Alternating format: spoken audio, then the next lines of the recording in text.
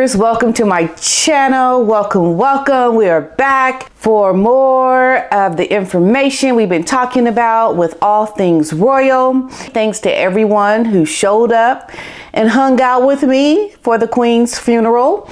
I couldn't make it later in the day to the other parts of the ceremony when she was lowered down into the royal vault. I had a lot to do that day. Work didn't stop for me here in America. So I got to watch it on video later. And that's what I want to talk about today. The wise women of Windsor. This photo right here spoke to me. This picture spoke to me. And those people that look at this that are black and that look at it as the royals being racist towards Meghan, you need to go pick up a book. And one of the reasons, I think the last straw is someone on Twitter, but this interview is what has made people isolate themselves from Meghan at the funeral. There was a lot of things that happened, but it was this in particular.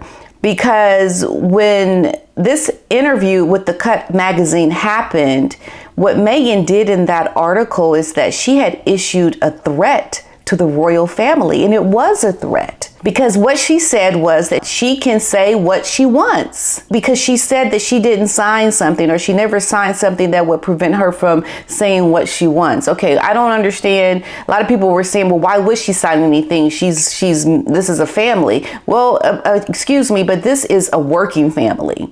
They have the family component, and then they have the whole working family component. Imagine if you went to work every day with your whole family.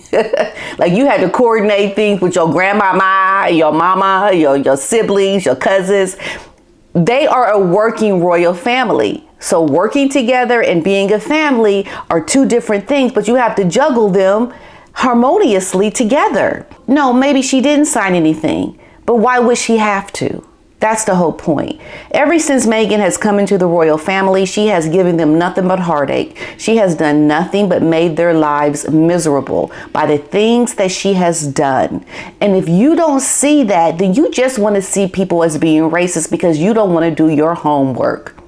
You just want to sit up here and say, I'm racist. I don't need to read a book. I know racism when I see it. And those folks, they's racist. Yes, they's racist to my Meghan. They's racist. And if that is your mentality, then you need to go get and gone skedaddle, because you don't want to learn nothing. You don't want to understand what this woman has done to deserve the isolation that she has felt. She was not able, nor did she want to juggle the married part into the royal family with the working family part of the royal family. She wanted to take the working royal part of the family and make it her own.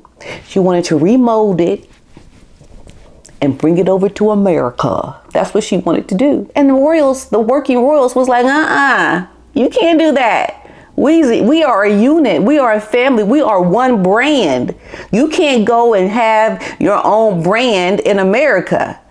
And this is something that Meghan did not want to do. So she became the rebel. And being the rebel is what has gotten her in trouble. This is what has gotten her isolated, because now the royals cannot trust her. Think about it. Camilla was next to Meghan during this funeral. And imagine the things that Harry has said about Camilla to Meghan. And here she is stuck next to that woman. I cannot imagine what they would have to have said to each other during this whole time. It's just like, just shut your mouth. Don't say nothing. Because we know that Harry is going to come out in this book that is due in November saying a lot of very mean and nasty things about Camilla. He is going to purposely do things that are not nice. And his wife is being forced to stand there next to the woman that she knows her husband and she have been coordinating a campaign of hate against in a book.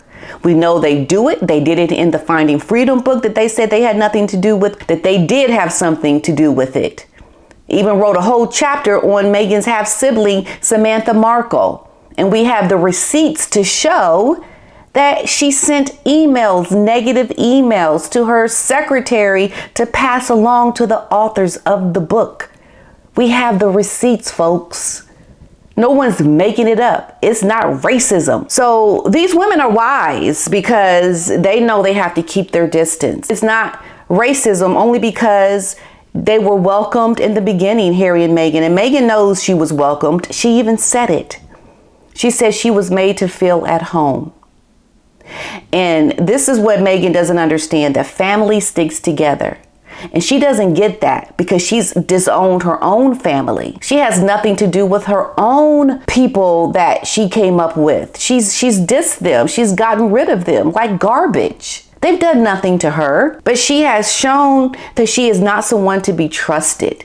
And this picture says to me that the family is protecting themselves from whatever this woman could hold against them in the future. Harry did not sing God Save the King. Some were saying it was around stress. Others were saying that he was being disrespectful. I don't know if he did it on purpose or if it was stress and just too much to take in with the death of his grandmother and all the things that she was his ally within the family and now she's gone. Maybe it was just too much for him to even sing it. This is why we will question it, and we don't know why he didn't sing it, but what he does moving forward will tell us the answer to that question. Why did Harry not sing God Save the King when he was supposed to with everyone else during the funeral? That will remain to be seen as well. The royal family, they are really hurt and angered by the things that Meghan has done. It's really sad to see how in this tragedy and the death of the Queen, that there is all these running emotions happening during this very sad and solemn day. A lot is happening and most people won't see it that don't follow it. And that's what I'm here to do. I'm here to give you the voice of what I've seen. I watched the funeral. I've seen how Harry and Meghan were really there in the forefront, but I thought it was really ironic how the camera angle that they had, it blocked Meghan's face. Now, I don't know if that was on purpose, but I know it was definitely something that caught a lot of people's attention, so much so that this person wrote a song about it. Check it out. And it seems to me they put Harry's wife behind a candle in the wind. Now, is that not crazy? The candle was like perfectly placed in front of her face from the camera angle, and you could not see her face. And for a lot of people, that was good because they just did not want to have to experience seeing Meghan during this time. They didn't want to have to see this woman and her pretend sorrow during the time of the Queen's funeral. I look at this photo to say they're not being rude, they're not being racist, they are being very wise women to the effects and the receipts that we have on the behavior of Meghan Markle, the things this woman has done. If you only took the time to understand the severity of the situation, you would understand that these women right now are letting us know, we're going to check you. Check you, woman. You don't treat us like this. And then when you have to come here, and I say the word, you have to come show your face, we're not going to give you the warm welcome to be here in our time of grief and sorrow, because you will use this as an opportunity to stab us in the back. They've done it because they have to protect themselves, folks. Good for these women. Good, good, good. I saw that Meghan was put in the car with Sophie, Countess of Wessex, and I'm like thinking, what could the conversation be like in that vehicle? I was like, oh my goodness, girl, you are truly a hero. Because how do you even move forward knowing what you know, and then you have to be in intimate proximity to this woman who has essentially tried to now throw your family under the bus. She's already done it to her own family. She's already disrespected her own family, but now, what do they say? The chickens have come home to roost. Oh yes, they've come home. And now she has to pay the price for her behavior. This is a good thing, folks. Will she look at it as a teachable moment? Will she look at it like, yeah, I was bad. Yeah, I was bad. I was rebellious. Yes, I get it. I was really I was not a good girl. I need to be better. Do you think she'll look at it like that?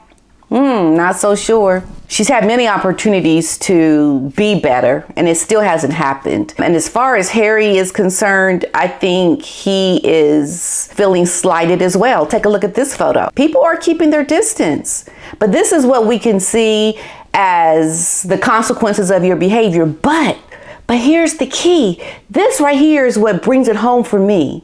Will they be able now to go back to California, Montecito, and not accuse the royal family of racism? Will they still treat the royal family as if they are being slighted for no reason? How would they respond? This is the defining moment. How will they respond after they have received this treatment from their families? We know that in the past they have used blaming techniques. I'm a victim. They're mean. Oprah, take my phone call, woman. Take it. I gotta tell you what the royals did to me, woman. Let me tell you what they did at the funeral. Will Harry put in another chapter of his book to come out to speak about this event? Will his book still be released in its regular format? There's so many questions, so many. And we'll talk about it. And once again, this lady, it just showed you don't have to wear a cape to be a hero. This woman here in blue who refused to just extend a hand to Meghan to shake it during the time that she was on this walkabout. And there were people that were here in America, black folk especially, calling that woman racist. I'm like, the stupidity, the ignorance of people, that you don't even understand the real reason why that woman did what she did.